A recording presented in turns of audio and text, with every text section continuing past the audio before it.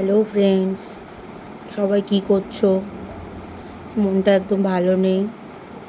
বর গেছে কাশ্মীরে, তো কালকে রাত্রে ফোন করেছিল, তখন বলল যে নেটওয়ার্ক প্রবলেম হচ্ছে আর ফোনে নাকি চার্জ নেই বেশি।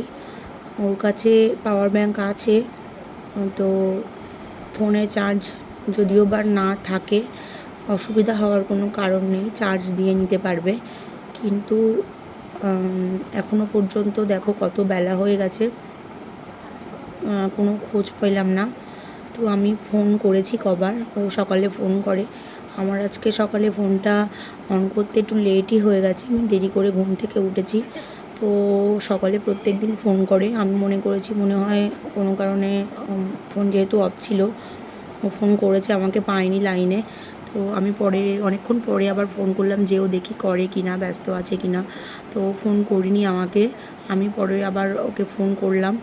তো ফোন কিন্তু লাগলোই না, মানে সুইচ অফ বা কোনো কিছু বললো না, রিংও হলো না, কিছুই হলো না। তারপরে আবার আমি অনেকক্ষণ ধরে ট্রাই করেই যাচ্ছি সমানে, ও তো ফোন করেইনি এখনও পর্যন্ত। তা বাদে আবার শুধু সুইচ অফ বলেই যাচ্ছে। তো প্রচণ্ড টেনশান হচ্ছে যে এখনও কেন ফোন করছে না, মনটা একদম ভালো লাগছে না।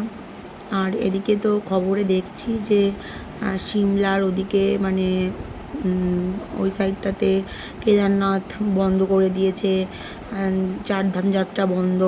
তো সিমলার ওদিকে তো দেখছি যে নাকি বিপর্যয় হয়েছে, তো সেই জন্য কমিউনিকেশান গ্যাপ হচ্ছে প্রচণ্ড। তো আমার কিন্তু প্রচণ্ড টেনশান হচ্ছে।